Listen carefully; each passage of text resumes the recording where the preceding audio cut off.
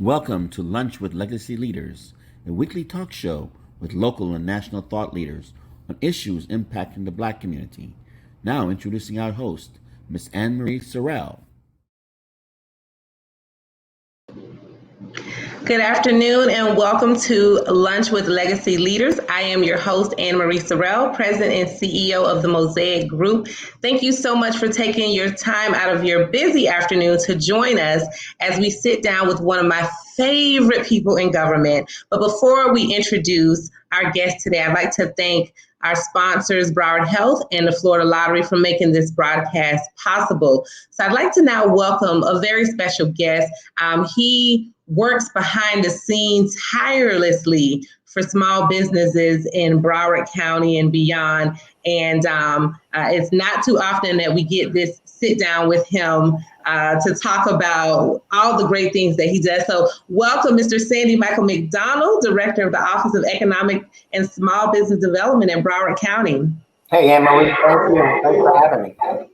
Oh, no problem. I know it's not an easy task getting you to to be out front about the great work you do, but I really want us to be able to highlight all the amazing projects and upcoming opportunities so businesses can really take advantage of what you do in Broward County. So for those of our guests who don't know you, Sandy, I am going to just read your brief bio and then we're going to get right into our discussion. Okay. Okay. So Sandy, the background noise? Is that me? I'm not sure. Let me check my sound a little bit. I'll turn down. I might be too loud. Is that better? Mic check. I hear you fine. Okay, cool. Okay. Sandy McDonald has been the director of the Broward County Office of Economic and Small Business Development since June 2013. In alignment with OESBD's mission to stimulate economic development, Mr. McDonald is committed to supporting the growth and development of small businesses in Broward County, which are a great asset to our local economy.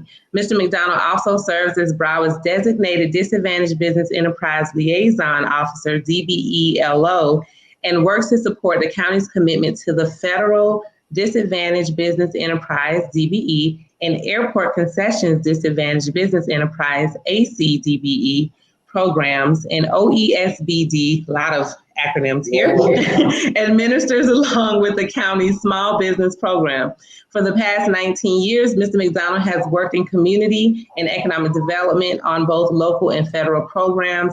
His expertise includes initiating tax increment financing programs, providing supportive economic development services to local municipalities, brownfield redevelopment, small, minority, and women-owned business development, and creating, monitoring, and enforcing disadvantaged business enterprise opportunities.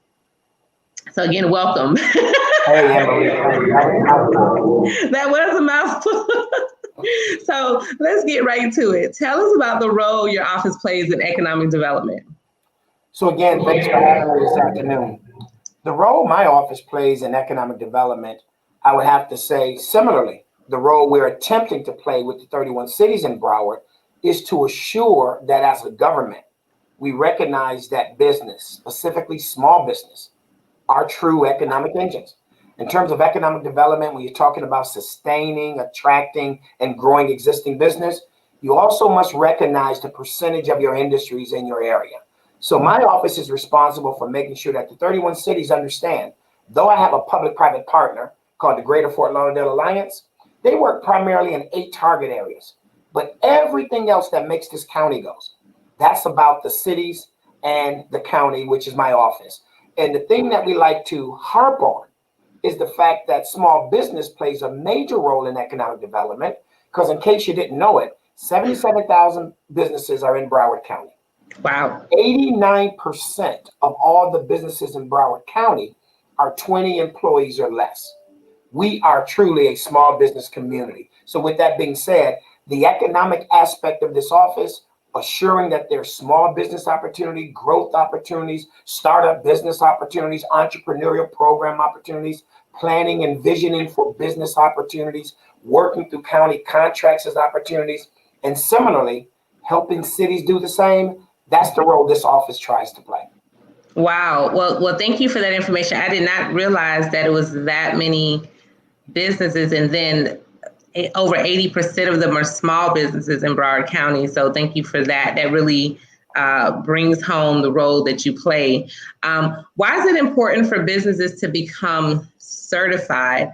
And is it required to contract with the county on various opportunities? Yeah, good question.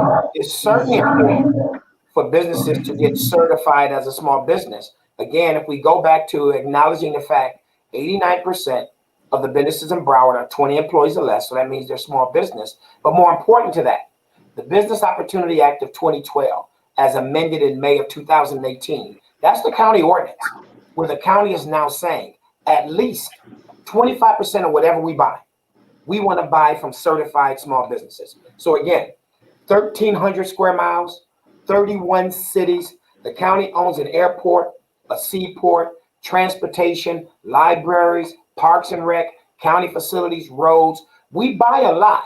We don't buy everything, but we buy a lot. But if the ordinance says that the county wants to procure at least 25% from certified small businesses, then that would behoove any business in Broward that if they meet the eligibility criteria, bare minimum, no different than the market industry, they want to at least consider making Broward one of their clients. Again, you don't have to, but if you provide a good material, a service, or product that the county currently buys, and if you can get certified for free, if you can become a county vendor for free, if we can help you to navigate how to understand bids, see bids, and get information on bids before bids ever come out for free, if we can introduce you to contracting opportunities 6 months or a year in advance for free, then it really doesn't cost you nothing to potentially grow your business. So you want to come get certified. And again, you can be a county vendor in 10 minutes for free. And that means you just get notified when a bid comes out. But you should then definitely pay attention based on your product, your service, your good. If the county's really procuring it on a regular basis, I would have to ask the question, why not get certified? Right. No, I agree, and I will say that we're proud. My firm, we're proud CBE, DBE, ACDBE, XBE certified firm with Broward County, and I love the fact that you guys do really keep us informed. I mean, so engaged, so informed. The information that you send out on a weekly basis, and I don't know if you want to touch on that, is just so much information, but really good information for you to sort through and see where the opportunities are. So I don't know if you want to touch on that a little bit. Yeah, that's extremely important. And that's what's key. It's one thing to get certified. It's one thing for a government to admit through an ordinance that we want to do things with small businesses. And there's one thing to make sure that that information is available. That's one thing. But if you're serious, and that means as an agency and as a county, and if you're serious, that means as an entrepreneur or a business, you want to completely connect those dots. Why let a county have an ordinance that says at least 25%? Why have a program announce the contracts and the bids that you're eligible for? Why have a program extend the invitation for you to meet the user agency and or prime contractors to work with? And then you as a business not connect the dots. So we send out information on a weekly basis to remind our small businesses about 3 P's. Learn and know the program. Understand what it is to be a CBE, SBE. Understand what we mean when we say CBE Gold, CBE Reserve, Shelter Market Reserve. Then understand the process. What's up with BidSync? What's up with Sandy's Wednesday night newsletter? How do I find out about past bids? How do I take a look competitively at other businesses like mine? What is it that I do better than them? What is it that they do better than me? And then after process, take the invitation to meet the people from this office to purchasing to my user agencies, and more importantly, to these prime contractors. When we are sending out information, it's not just trying to kill your email. We're trying to make sure that you understand that if you heard, as a good example, we just did the annual contracting opportunities meeting on October the 1st. So 9 of the county agencies came and spoke about projects for 2021 and 2022. So if you just heard about projects that are coming out in 2021, 2022. You can follow our newsletter that we send you once a week. You can follow the website of that agency. You can see the notification when I tell you I'm reviewing that project. You can see the notification when I tell you I'm setting a goal for that project. All of this happened, and I sent you notifications. This is posted on my website daily, and you never saw the bid. So by the time the bid comes out, you're ready for the bid. I often tell folks, if you see the bid on BitSync, which is now called Periscope, if you see the bid there, you're already late. Yes, it's the official portal where you get the official county information. But if you really knew the program and the process that the small business program is doing, you'll have that information that you need to put yourself in a competitive position before a bid ever comes out. So you're waiting to respond. You're not waiting for a bid to learn. You're waiting for a bid to respond. So we send out that newsletter, and we have an ongoing calendar and a resource guide on our website every single day where you can get this information.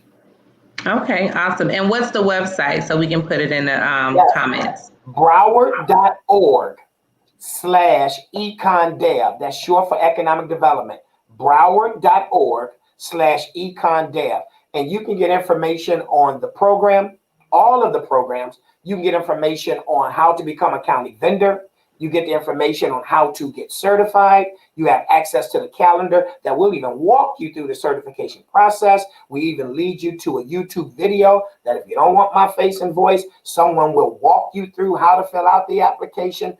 And then that same website tells you about all the upcoming workshops and events that we host to make sure that you know before a bid ever comes out what it is you need to know and where you need to be to put yourself in position to be competitive. And I always have to say that. I could never lie to any business and say, oh man, I guarantee you're going to win. Right. I'm not purchasing. And purchasing got no business guaranteeing. But Right. what I can assure a small business, I'll give you information that advantages you. If you're willing to connect that dot, you are in a good position to be competitive. And if you went into business, that's all you want. You want a shot to be competitive. You want that fair, equitable opportunity. And you don't mind when someone says, hey, small guys, we're going to reserve it so you only bid against each other. That's our program. So understand we can give you information that can aid you as you begin to follow those bids. And that's what we pass out in terms of, as you mentioned, these emails, the newsletter. Absolutely. So we have a question coming in before I move on to our next question. Is there someone in your office that assists with the application and the paperwork to get certified, or do you have outside firms that you can recommend, or other agencies that you can recommend? So I can't recommend other firms, but there are other agencies, county partners, who also aid and walk small businesses through the application process. But to the first part of the question, the answer is yes. In addition to the video, in addition to one of the calendar days when we say technical assistance for your certification application, you see that on the calendar, you can call the office. We're still in this virtual piece. We're still in this COVID activity. You can call the office. And any questions you may have had when you started going through that application, you can ask us. But again, to make that real simple, we do actual sessions where these days virtually, you can be at home or at your office with the application. And our virtual sessions or technical assistance training, we will walk you through every single line of the application and entertain any question you got. When you finish that training session with us, all you have to do is go get your backup documentation and send your application through. We actually started this 2 years ago, and the Black Chamber was the first group who coordinated with us, and actually it was their suggestion, and they brought a group of their members into a room. I actually brought my staff, and we used a big screen. We went through every single line of the application to make sure that every potential applicant knew what every question was, what the definitions were, and what was expected of them. We now do that same thing virtual. So on the website, you'll see the calendar of that next meeting. But even without that meeting, if someone had tried to walk through it themselves and they just wanted to ask a question, you can call here and speak to any small business specialist and get your questions answered. Awesome. Now, all these acronyms, SBE, CBE, DBE, ACDBE, Yeah, and then of course some of the other agencies have MBE, WBE, yeah, it's something.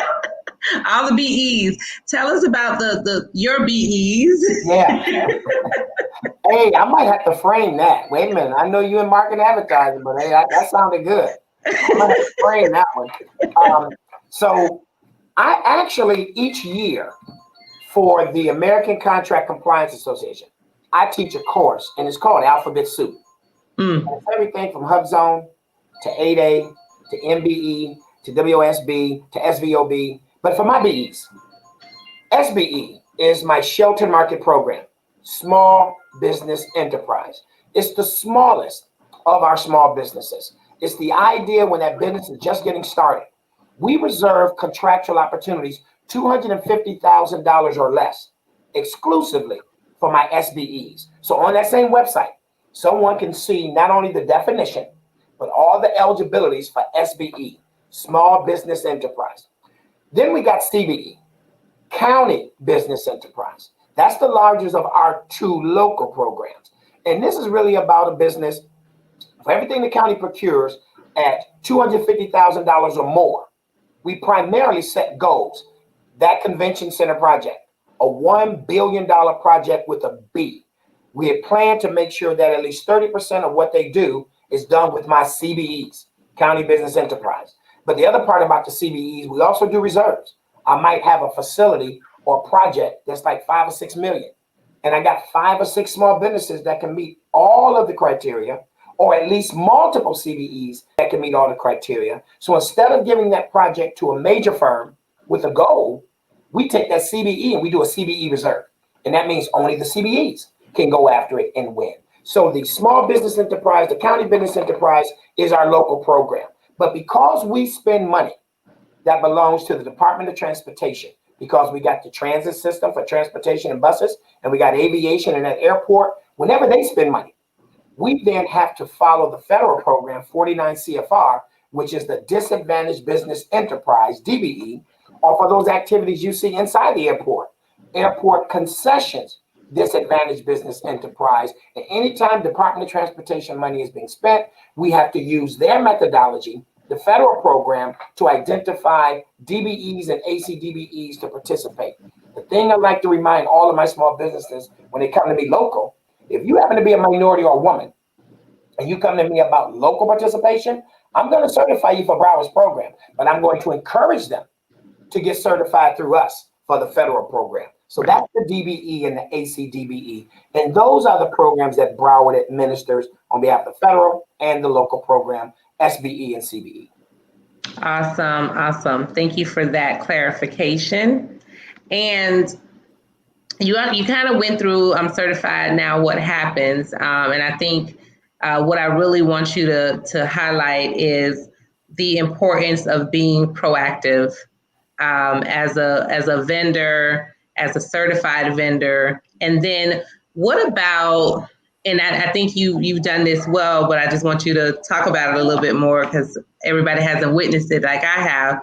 And I know you just had one with different agencies, but how important is it to, as a certified business, to build relationships with the various departments? Because I do understand that it's the department that has the need who then goes to procurement, who then procures the services. So how important is it to build relationships with departments, and how important is it to be just proactive in general?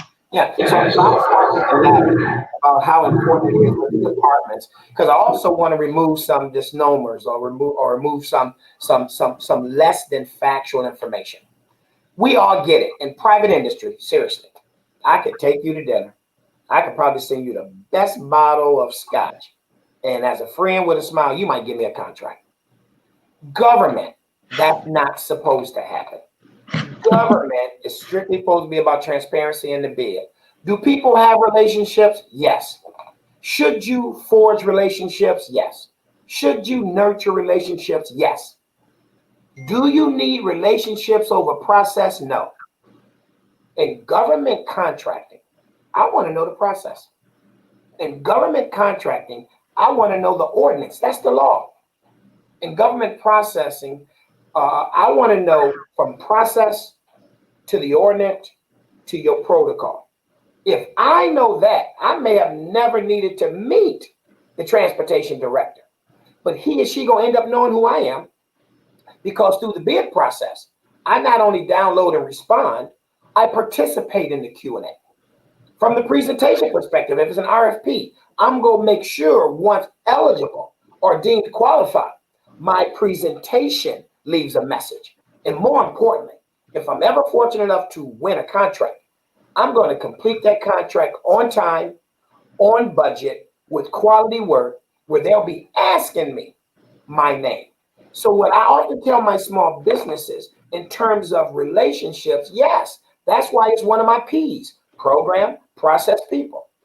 Definitely identify the people you need to know, but also understand in government, there's this thing called ethics. I do have some agencies who will not meet with one individual business, and they're protected. Why? Because they have no business saying something to you that they don't say to everyone.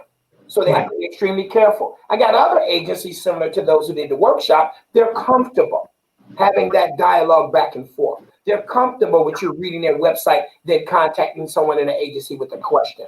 But it's not a requirement. So for the county, I want to be crystal clear. I have some agencies that appreciate, will embrace, and support that nurturing of a relationship. And I have others who want you just to follow the process. So I think it's important for the program and the process that that's what you follow. If the opportunity presents itself to meet the people who are supposed to be administering the program and the process, then that's helpful. But it's not a requirement. I wouldn't want someone to say, well, I never got to meet the transportation director, so I'm never going to win a contract. Not true. Not true. Because 9 times out of 10, transportation director is not on the evaluation committee anyway. Correct. Buying him that bottle of scotch you just spent and wasted your money. You better off knowing the process and the rules, so that anytime you want to call foul, you do it by the rules. So again, even knowing that, we still try to put the right people, as we did October 1st, in front of my small businesses, because I don't want to scare people to think that they have to operate blindly. We are real people here with the county, and even through transparency, we have information to share. So that's what I would say in that regard. But the key is really knowing and using the information to prepare yourself, as we said earlier, before a bid ever comes out. I mean, and as a real quick example, we got this thing going on called surtax.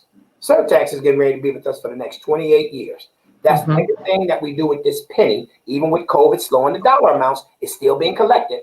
This dedicated penny was estimated to provide $355 million a year, every year for 30 years. We're in the second year. We now officially know $130 million has been approved for cities to spend right now on infrastructure improvements. This money can only be spent transportation operation, transportation services, infrastructure throughout the 31 cities, and the future of rail.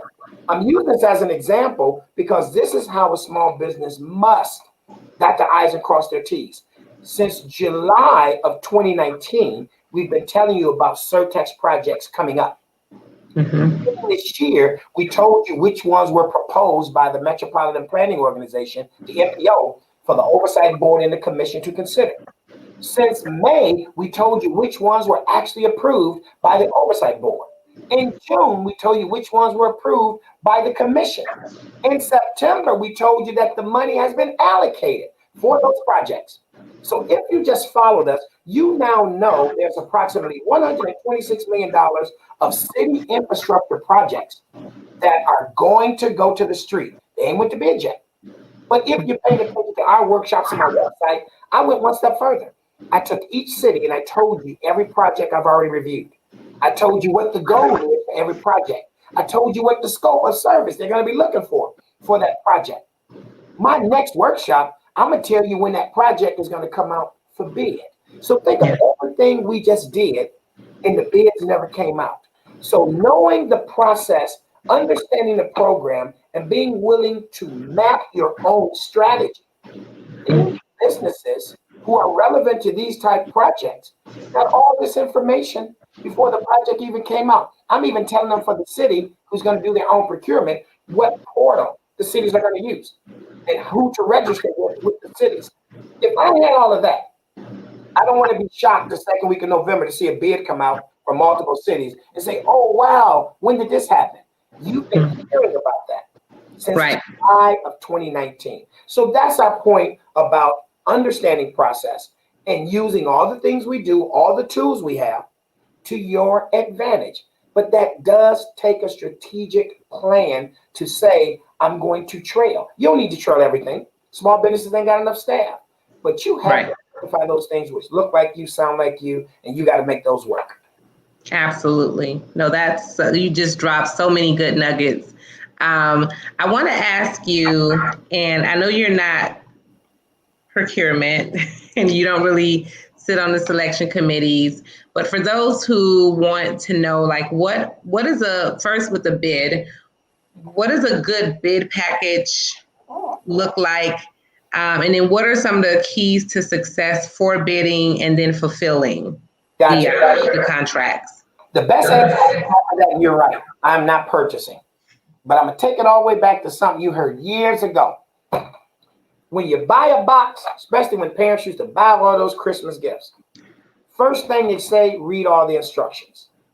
If you want to understand bidding, read the solicitation first. Trust me when I tell you, everything you need to know is in the solicitation. And what's not in the solicitation is in the code that tells you during the Q&A, come ask those 1 or 2 questions. So my thing is for folks for purchasing. Understand that every bid is not an RFP. And that's what I have to remind folks. Sometimes it's really a fill in the blank. Sometimes it's know your industry and tell me what your prices are. Sometimes you have to understand the difference between square foot and linear square foot because that's your industry. But the reality is most bids are just that. Fill in the blank and give me your numbers. All of the rest of the precursor is you knowing who you are. When were you incorporated? What's the services of your goods? What type of services do you provide? Where do you provide it? Where have you historically provided? Give me some of your legal information. Give me some of your, all of that template, 70%, you're going to use the same time over and over. But bids are mostly hard bids. RFPs is where you have to put a little bit of more oomph into what you're doing, but it should not shock you because that response for proposal is allowing you to tell the county how you can meet this requirement and succeed in delivering it. And then you at the end, throw in your numbers. That still will be negotiated. So the RFP might be a tad bit more reading, but it should be even easier than a hard bid because the thing I always tell businesses, you got to know your industry. You have to know what you do. You have to know what your competitors do. You have to know what you do better than your competitors and what they do better than you. You must know your industry. So if you know you and your industry, you can complete a bid document, especially an RFP. So the thing that I would say is first and foremost, even before you contract someone to do it, and we got some quality folks in the region who could certainly help you in your bids and in your RFPs. Even before you do that, read a solicitation A through Z and look at it and make that attempt. I actually tell my small businesses, do one before one you ever really went after so you can just familiarize yourself with the system. Yeah, no, absolutely. And it is, I will say, as someone who I wrote 2 last month and I just saw another 2 come out. Someone sent to me today from some different agencies. And some of them I just have to, let pass because it's just a lot, because it is a lot of hours, a lot of time. So I do want people to understand that putting these bids together requires you to pay a lot of attention to detail. But just being even organized, if you're going to continuously bid on contracts, you have to be super organized and have everything in order so you can plug and play those things that repeat.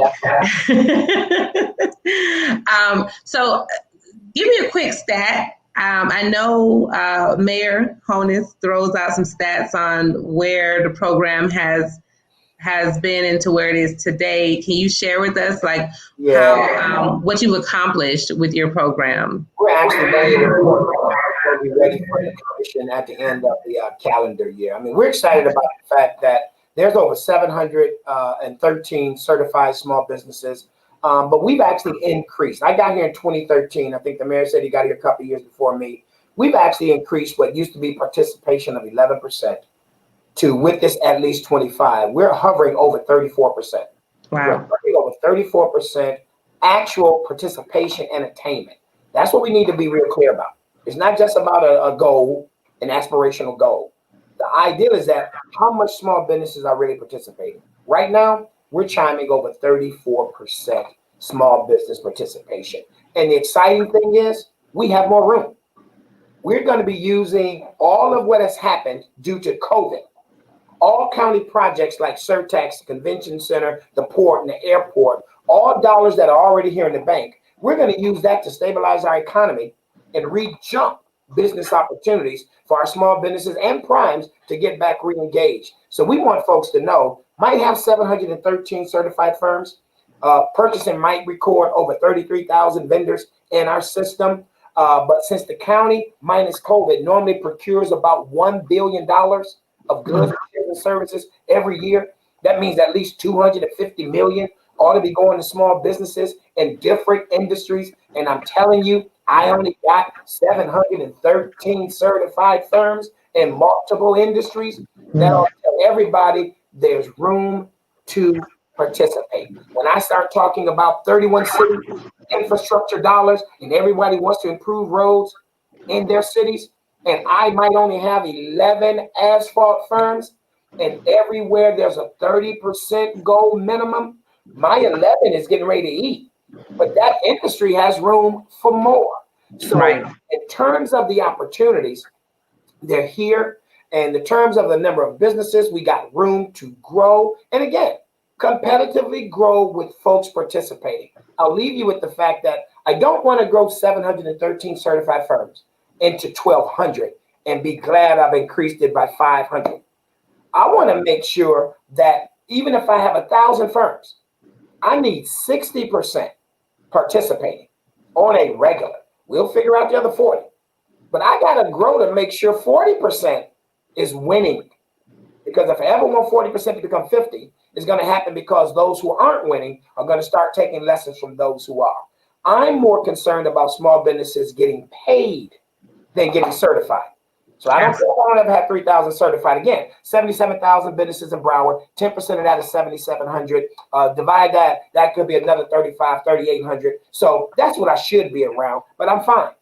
If I end up with 1,000 and 60% are participating regularly and 40% are winning contracts, I'm growing my community. I'm more concerned about small businesses making money than having a whole bunch of businesses in a directory.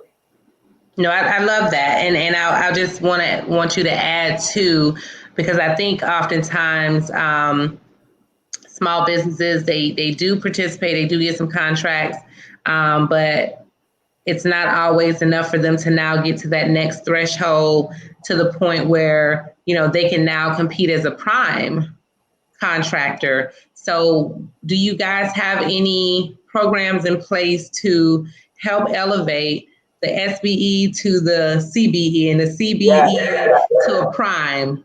Yeah, and internally, you'll be hearing the buzzword reserve more because we understand CBE is like 95% subcontracting. Somebody won 30%, won 3 million, 30% of that, which is 900,000, got to be with small businesses. That's cute. I need to get to a point where at the end of the day, I can take that 3 million and I can reserve it so a CBE can win it. And if a CBE can do a $3 million contract, they'll grow to do a $6 million. They'll grow to do a $9 million. Might graduate from my program, but at least they're in a position now to compete with the prime contractors as they're now a prime contractor. So we do have workshops that we deal with in terms of scaling up. Sometimes it's just about understanding the next contract and understanding from a staffing perspective how you need to grow the business and use that to propel you into larger contracts. Again, sometimes it's really just about revisiting what you're currently doing and getting out of your comfort zone and helping you to begin to attract larger projects. Because at the end of the day, anyone who's doing one of my libraries, congratulations on that contract. But you can do 4 libraries. Take the model you have with one, Let's make sure we identify the access to capital for additional materials and supplies and equipment, as well as immediate dollars for payroll. And the same successful model you've done with one library, now do it with two. You actually begin to save money as you make money because you begin to buy your supplies in a larger volume to now share versus these single hits. So again, we want businesses to understand, don't be content with winning a contract. If that's your entry, I'm down with you. But that has to be your entry with a plan to scale up.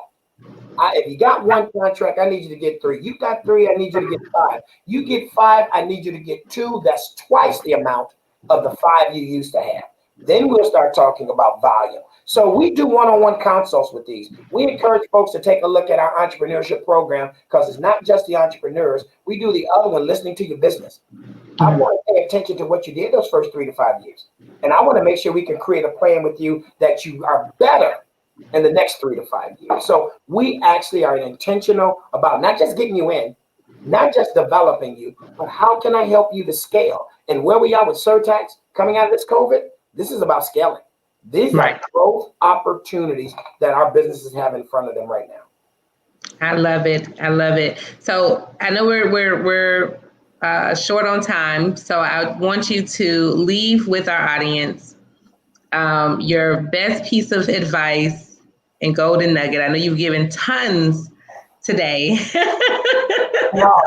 already.